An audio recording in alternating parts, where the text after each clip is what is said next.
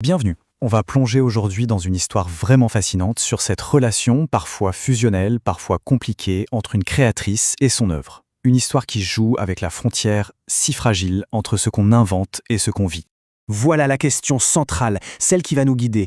Qu'est-ce qui se passe quand cet être de papier à qui on a donné vie commence à déborder des pages pour s'immiscer dans notre propre existence, au point de tout mélanger? C'est ce voyage psychologique un peu troublant qu'on va explorer.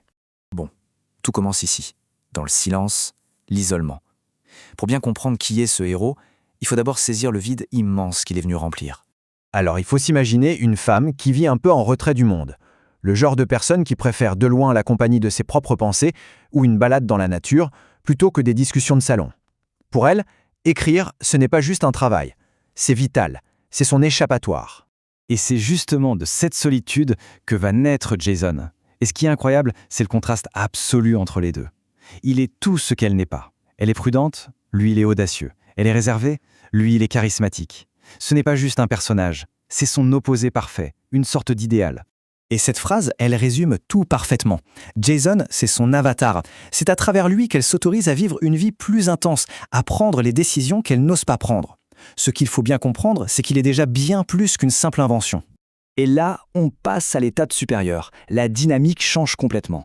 La distance, disons professionnelle, entre l'autrice et son personnage s'efface peu à peu.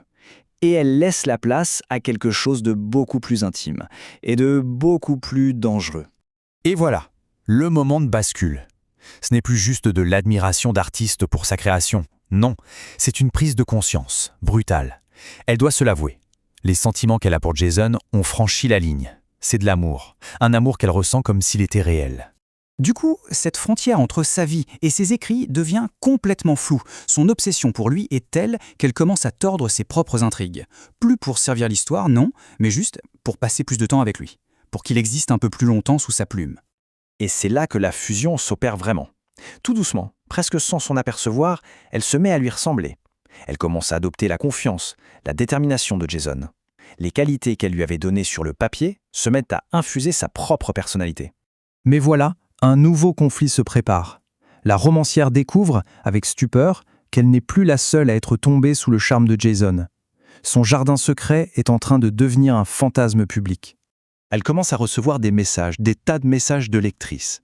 Et elle réalise que Jason séduit bien au-delà de son imagination. Il n'est plus sa créature secrète. Il devient un phénomène, un idéal que d'autres s'approprient. Et ça la sort violemment de sa bulle. Et puis, il y a ce message-là en particulier, celui qui va tout faire exploser.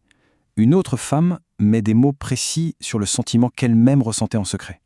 Voir son amour en miroir comme ça va provoquer chez elle une réaction très très forte. Et totalement inattendue. La révélation, c'est un choc. Elle n'est pas flattée, pas du tout. Elle est jalouse, carrément jalouse de ses propres lectrices, qui aiment l'homme qu'elle a créé. Elle comprend, avec une clarté terrible, qu'il ne lui appartient plus. Il est devenu public. Alors, face à cette situation qui lui échappe complètement, sa réaction va être radicale et assez désespérée en fait. Elle va essayer de reprendre le contrôle sur sa création, même si pour ça elle doit la briser. Et la transformation est brutale. Pour qu'on l'aime moins, pour décourager ses admiratrices, elle va changer sa nature profonde. Son héros protecteur devient soudain un homme froid, distant, presque désagréable. En fait, elle ne fait pas que le modifier. Elle le dénature, elle trahit son âme.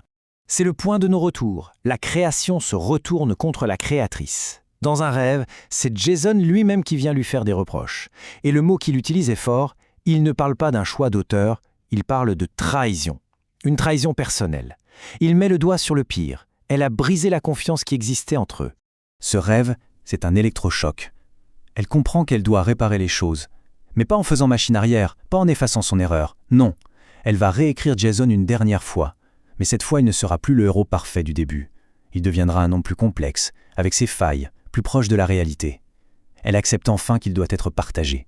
Et c'est seulement après tout ce cheminement intérieur que l'histoire va prendre une tournure complètement inattendue, cette fois dans le monde bien réel. C'est comme si la fiction devenait soudainement palpable. Elle se retrouve face à un homme qui est comme l'incarnation de Jason. Mais la rencontre ne va pas se passer exactement comme on pourrait l'imaginer. Et là, attention, c'est le détail qui change tout. L'homme qui est en face d'elle ne ressemble pas au Jason idéalisé du début. Il ressemble à la version plus humaine, plus imparfaite qu'elle a fini par écrire. Il ne la félicite pas pour le fantasme, mais pour avoir rendu son personnage plus vrai. Et toute la subtilité de l'histoire est là. Il ne faut pas se méprendre. Ce n'est pas de la magie, un personnage qui sort d'un livre. C'est le résultat de sa propre évolution. C'est parce qu'elle a accepté d'écrire un personnage plus réel qu'elle s'est ouverte à la possibilité d'une rencontre réelle. C'est son passage à elle, de la fiction à la vie.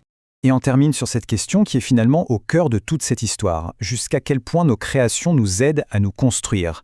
Est-ce qu'un personnage n'est qu'un simple reflet de ce que l'on est, ou est-ce qu'il peut être un pont vers ce que l'on pourrait devenir? La frontière est sans doute beaucoup plus floue qu'on ne l'imagine.